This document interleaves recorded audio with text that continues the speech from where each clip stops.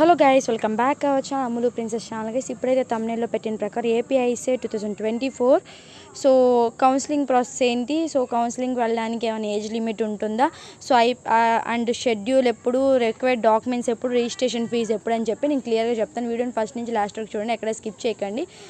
So మన ఛానల్ని first time చూస్తున్నట్టయితే మన ఛానల్ని సబ్స్క్రైబ్ చేసుకోండి, పక్కన ఉన్న బెల్ ఐకాన్ ట్యాప్ చేయండి, గట్టిగా బాదేయండి, మన నోటిఫికేషన్స్ వస్తూనే ఉంటాయి మీకు. సో ఇప్పుడైతే మన వీడియోకి వెళ్ళిపోదాం.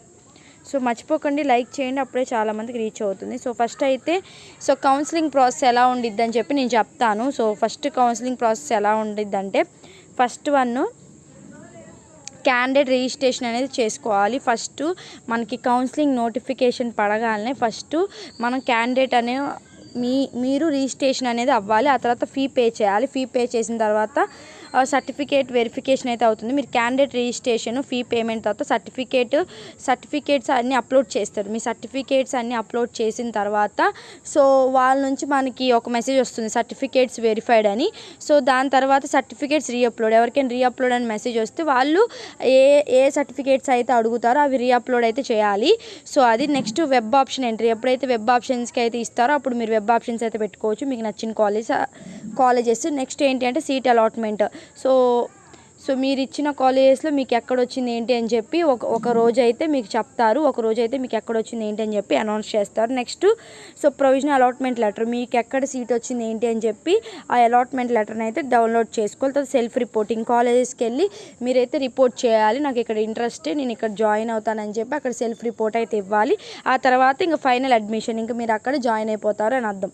ఓకేనా? సో ఇది అర్థమైంది అనుకుంటా. APISET కౌన్సిలింగ్ ప్రాసెస్ ఇలా ఉంటుంది. ఫస్ట్ మీ రిజిస్ట్రేషన్, తర్వాత రిజిస్ట్రేషను సర్టిఫికేట్స్ అప్లోడ్ చేస్తారు, ఫీ పేమెంట్ చేస్తారు. ఆ తర్వాత మీ సర్టిఫికేట్స్ అప్లోడ్ చేసి ఉంటారు కదా, సో యాప్సీ ఆఫీస్ నుంచి మీ సర్టిఫికేట్స్ అన్నీ కరెక్ట్గా ఉంటే మీకు ఒక మెసేజ్ వస్తుంది, మీ సర్టిఫికేట్స్ వెరిఫైడ్ అని చెప్పి.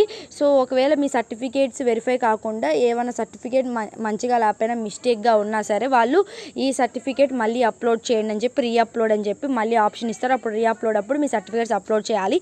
తర్వాత వెబ్ ఆప్షన్స్ ఎప్పుడు ఇస్తారో అప్పుడు వెబ్ ఆప్షన్స్ అనేవి పెట్టుకోవాలి, మీకు నచ్చిన కాలేజ్. నెక్స్ట్ మీరు ఎక్కడైతే పెట్టుకున్నారో అక్కడ మీకు ఎక్కడ సీట్ వచ్చిందని చెప్పి సీట్ అలాట్ చేస్తారు. ఆ తర్వాత వచ్చిన ఏ సీట్ అయితే వచ్చిందో దానికి సంబంధించిన లెటర్ ఉండిద్దో ఆ లెటర్ అనేది మీరు డౌన్లోడ్ చేసుకోవాలి. అది తీసుకొని మీరు కాలేజ్కి వెళ్ళి సెల్ఫ్ రిపోర్ట్ ఇవ్వాలి, నాకు ఇక్కడ ఇంట్రెస్ట్, నేను జాయిన్ అవుతానని చెప్పి సెల్ఫ్ రిపోర్ట్ అయితే ఇవ్వాలి. ఆ నెక్స్ట్ ఏంటంటే సో ఇంకా ఫైనల్ అడ్మిషన్, ఏమైనా చిన్న చిన్న ఫీజెస్ ఉంటే అవి కట్టుకోవాలి సో స్టార్టింగ్లో.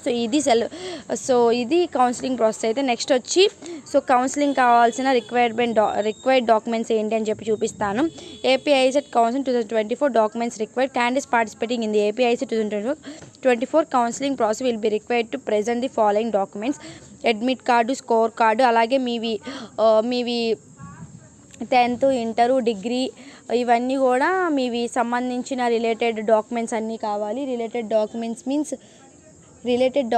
మీన్స్ ఇంకా మీకు సంబంధించిన 10thవి, ఇంటర్వి, సెమ్ వైజ్ మెమోస్, ప్రొవిజనల్ ఉంటే ప్రొవిజనల్, లేదా CMM ఉంటే CMM, ఇవి కావాల్సి వస్తుంది. ఆ తర్వాత క్యాస్ట్ సర్టిఫికేట్, ఆ తర్వాత ఇన్కమ్ సర్టిఫికేట్. క్యాస్ట్ సర్టిఫికేట్ అయితే క్యాస్ట్ ఇన్కమ్ అనేది ఇయర్ది అయితే చేయించుకోండి.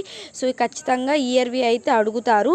సో ఇయర్దే వాళ్ళు మెన్షన్ చేస్తున్నారు, ఇయర్వి ఉండాలి అని చెప్పి. మీరు ఎందుకంటే గవర్నమెంట్ చేంజ్ అయిపోయింది, అన్నీ చేంజ్ అయిపోయాయి కాబట్టి సో లాస్ట్ ఇయర్ది కన్సిడర్ చేయరు. సో ఫ్రెష్గా మీరు ఇయర్ అయితే చేయించుకోవాలి. సో కొంతమంది అడుగుతున్నారు 3-4 ఇయర్స్ నుంచి ఉంది, 1 ఇయర్ బ్యాక్ ఉందంటే అవన్నీ పని చేయవు. ఇయర్ అనేది మీరు కొత్తగా తీసుకోవాలి, క్యాస్ట్ ఇన్కమ్. ఆ తర్వాత సో నెక్స్ట్ డొమిసైల్ సర్టిఫికేట్, ఇదంతా యూజ్ ఏమి ఉండదు డొమిసైల్ సర్టిఫికేట్. సో అక్కడ for candidate seeking admission under the Andhra Pradesh state quota అంటే so domicile certificate means like a migration certificate, అంటే వేరే స్టేట్లో ఉంటారు కదా, మన ఆంధ్రాలో సీట్ కావాలి అనుకున్నప్పుడు అది మైగ్రేషన్ సర్టిఫికేట్ అనేది కావాలి. డిజాబిలిటీ సర్టిఫికేట్ అంటే అది ఉంటారు కదా, డిజాబిలిటీ సర్టిఫికేట్, PWS, అది PWD అలాంటి వాళ్ళు ఉంటారు కదా, సో వాళ్ళకి సంబంధించిన సర్టిఫికేట్ అయితే కావాలి. సో ఇవి సర్టిఫికేట్స్ అయితే. సో ఈ సర్టిఫికేట్స్ అన్నీ మీ దగ్గర కౌన్సిలింగ్ స్టార్ట్ అయ్యేలోపు అయితే మీరు పెట్టుకోండి. సో అలాగే ఫీ ఎంత కట్టాలి అంటే రిజిస్ట్రేషన్ టైంలో ఫీ ఎంత కట్టాలి, కౌన్సిలింగ్ రిజిస్ట్రేషన్ టైంలో జనరల్ ఓబీసీ వాళ్ళకైతే 1200, ఎస్సీ ఎస్టీ వాళ్ళకైతే 600 అయితే పే చేయాలి మీరు. సో 600 అయితే పే చేయాలి. సో ఏజ్ లిమిట్ అయితే ఏదైనా ఉంటుందా అంటే there is no age limit for the AP ICET 2024 counselling process. So ఏ ఏజ్ లిమిట్ అయితే లేదు కౌన్సిలింగ్కి వెళ్ళడానికి. సో కొంతమంది చాలామంది డౌట్ అడుగుతున్నారు, ఏజ్ లిమిట్ ఉంటుందా, సో గ్యాప్ ఉంది కదా మేము వెళ్ళొచ్చా కౌన్సిలింగ్ అని అడుగుతున్నారు. సో మీరు డిగ్రీ అయిపోయి 2 years అయిపోయినా సరే, డిగ్రీ అయ్యి 2 years అయినా కూడా మీరు పీజీకి అదే మీరు ఎంబీఏకి ఎంసీఏకి అయితే అప్లై చేసుకున్నారు. సో ఏ ప్రాబ్లం లేదు కౌన్సిలింగ్కి వెళ్ళడానికి. డిగ్రీ అయిపోయి 2 years అయిపోయిన వాళ్ళు కూడా వెళ్ళొచ్చు, ప్రాబ్లమే లేదు కౌన్సిలింగ్కి. ఎందుకంటే ఆల్రెడీ మీరు సెట్ రాశారు, మీకు ర్యాంక్ వచ్చేసింది. సో అదంతా వచ్చేసింది కాబట్టి కౌన్సిలింగ్కి అయితే ఏ ప్రాబ్లం లేదు. సో ఇది సో అండ్ నెక్స్ట్ అందరికి వచ్చే డౌట్ ఏంటి అంటే సో కౌన్సిలింగ్ రిజిస్ట్రేషన్స్ ఎప్పుడు స్టార్ట్ అవుతాయని అడుగుతున్నారు. మ్యాథ్స్ అయితే చాలామంది చెప్పడం ఏంటంటే నా వైపు నుంచి అయితే నేను 100% షూర్గా అయితే చెప్పను. జూలై 25th ఆ టైంలో కౌన్సిలింగ్ అయితే రిజిస్ట్రేషన్ స్టార్ట్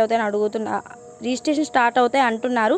సో మ్యాక్సిమం అయితే ప్రతి ఇయర్ ఎప్పుడు స్టార్ట్ అయ్యాయి అంటే సెప్టెంబర్లో అయితే ప్రతి ఇయర్ రిజిస్ట్రేషన్స్ అనేవి స్టార్ట్ అవుతాయి.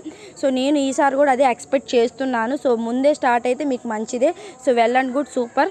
కానీ లేట్ అయితే కానీ ప్రతి ఇయర్ లాగే అయితే కానీ మీరు కాలేజ్కి వెళ్ళేసరికి నవంబరు డిసెంబర్ స్టార్టింగ్ అయితే అవుతుంది మీరు కాలేజ్కి వెళ్ళేసరికి.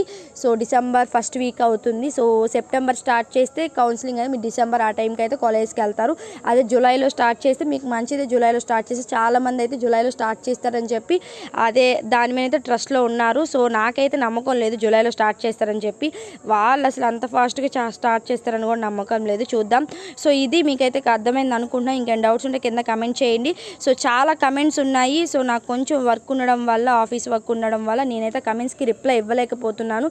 ఖచ్చితంగా నేను రిప్లై ఇస్తాను చూసి. సో రిప్లై ఇవ్వకపోయినా సరే ఈ వీడియోస్ ద్వారా మీకు డౌట్స్ అన్నీ క్లియర్ అయిపోతే నెక్స్ట్ ఏ వీడియో కావాలో కింద కమెంట్ చేయండి.